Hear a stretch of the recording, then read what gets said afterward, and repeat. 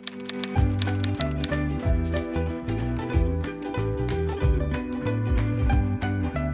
guys, hello and welcome back for another episode from Nate's Sus Films. In this video, I'm going to be reviewing an Amazon camcorder, about $100. It comes with a lot of accessories, from a shotgun mic, remote, a complete setup, but there's a lot of cons and a few pros. Like, it's an okay camcorder with 2.7K, but I'm gonna go ahead and move down here and show you guys what we have. Alright, so here's the stuff out of the box. I don't have the HDMI cable. It comes with one of those. It's somewhere else, but it's not important. It's a basic HDMI cable. But anyway, there's a charger, a shotgun mic, a carrying mount, some extra batteries, a remote, a hood, and then the basic camcorder. So I'm gonna go ahead and put a battery in here.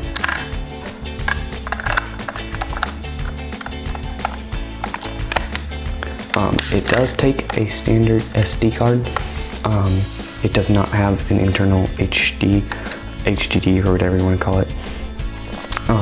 But it does have a mic port, obviously, so you can use the shotgun mic. But it's got the HDMI port and the USB charging port. So let's turn it on. It turns on automatically when you open it up. There you go, you can see it. And let's take off the lens cap. So we can see it here.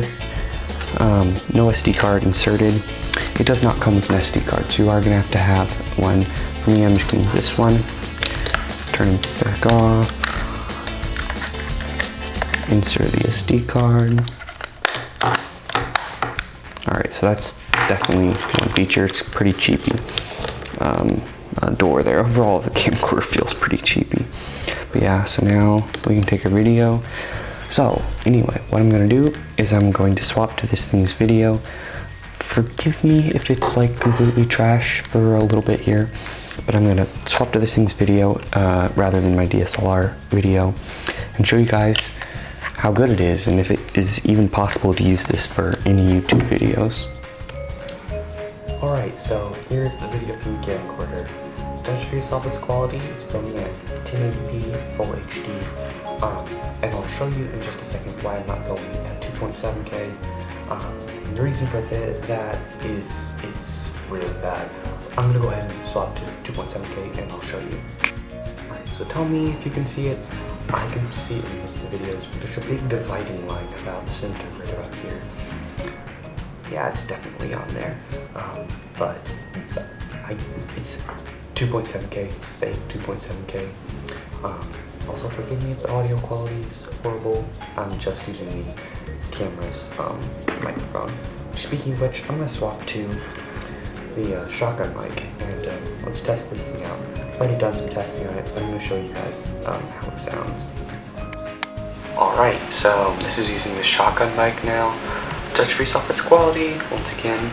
I found it to be very poor for a shotgun mic, so I don't know what you guys will think about it, but for me, it's just a very bad, very bad shotgun mic. And you know, it's a cheap setup anyway, but it's just really bad audio. And once again, I have swapped back to 1080p instead of 2.7K. Because it's really bad. 2.7K does not work, so, but anyway, I'm going to swap back to my DSLR and show you a full setup with all of this gear. Alright, so we're back to the DSLR using the lapel mic. One thing I have found is I can't get any other microphones to work in the plugged-in slot, so that's kind of a big thing, like the lapel microphone that I just touched. It wouldn't work in here, even with my adapter. So, I don't know, that's something to consider. If you're thinking of buying microphones for it, just keep in mind that they may not work. But anyway, I'm gonna go down here and show you guys all of these accessories. So first thing, trying to screw it onto the mount. The camera does not have a deep enough thread slot, so you need like a washer. For me, I just fold up a piece of paper, very temporary fix. but it needs something to stop it up. So that's just one note. But anyway, I'm gonna put all the rest of the stuff onto the camera and show you the entire setup. All right, so here's the entire setup. Got the microphone on, the hood on, and then the mount on. I'm gonna flip it open. It looks pretty cool, but it's really not that great of a thing. But anyway, one thing to note about the lapel microphone, it is rechargeable, so that is kind of nice. It means you don't have to waste batteries on a low quality microphone. It's the same type of charger as the camera charges on, but it does look pretty cool. You can see my camera in the back view, but it's really just altogether not that great. The setting I would recommend for shooting at is definitely 1080p. 720p works pretty well, but 2.7K, it just does not work. So they advertise it as a 2.7K camera, but it's really not. It's very, very bad. It does have a touchscreen, so you may have seen that in the advertisements for it. Here, let's see. I'll show you here. It's a little bit washed out, but let's see. We've got all our menu settings here. Can go down through here. A whole ton of different settings, which is pretty cool. You can adjust the ISO and a whole ton of other stuff like that. But anyway, so other thing that it does have is a remote here, and the remote is very, very useful. It makes this thing even half worth it. It's got a ton of different buttons on here. It's got a video button, a photo button, turning on the light, which yes, this does have a night shot light, but one thing about the remote is it will not work with the hood on, as it blocks the sensor and also blocks the light. The hood's basically just for looks, but anyway, it's got a whole ton of other buttons. You can zoom in. Another thing about this camera is it only has digital zoom, so no optical zoom with this. But yeah, so this is the basic setup. But anyway, I'm gonna go outside and take a few shots with this, and you can tell me what it looks like.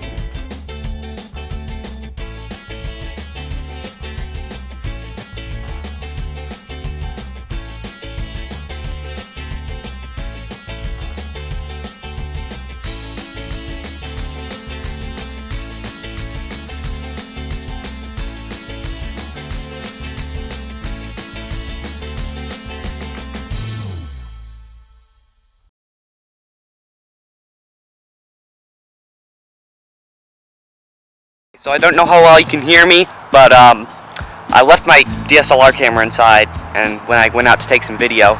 But now I'm going to show you guys the different qualities all the way down to VGA. I don't know how well you can hear me, there's some noise around here, but anyway, I'm going to go ahead and do that. Just take the same pan shot at all the different qualities. So let's go ahead and do that.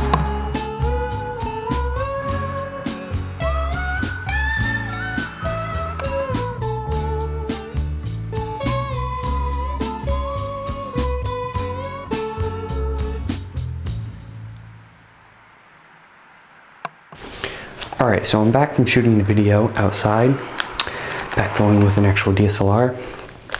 Another thing to note with this camera, it shoots in AVIs rather than MOVs or MP4s, which are more general purpose. They're a better file format than AVIs, so it definitely is showing that it's pretty cheap.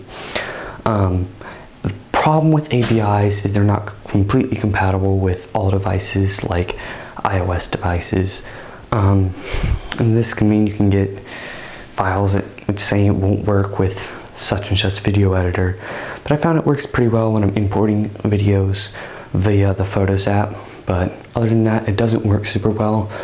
That is annoying. So next, I'm going to show you guys the picture quality of this. So actually we're taking some pictures. Alright, so I'm going to take a picture here, and I'll let you guys decide what you think of it. But yeah, anyway, it's pretty decent camcorder overall. For $100, it's pretty good. It is nice that it comes with 2 batteries, which I didn't really talk much about the batteries. There's not too much to talk about. It's got a bad quality microphone. Audio quality is probably the worst thing about it. Video's pretty good. Pictures, I mean, I don't know, what do you think of them? They're alright. And overall, it works for some videoing, but I would recommend getting a different camera. If you're not too much worried about the price, you just saw it's $100. I would recommend just going up another $100 and getting the Camvixia. It's a great camcorder and is much better value for their price. Whereas this thing, it's alright, but it's not very good. So thanks for watching this video, guys. Hope you enjoyed it, and we'll see you next time.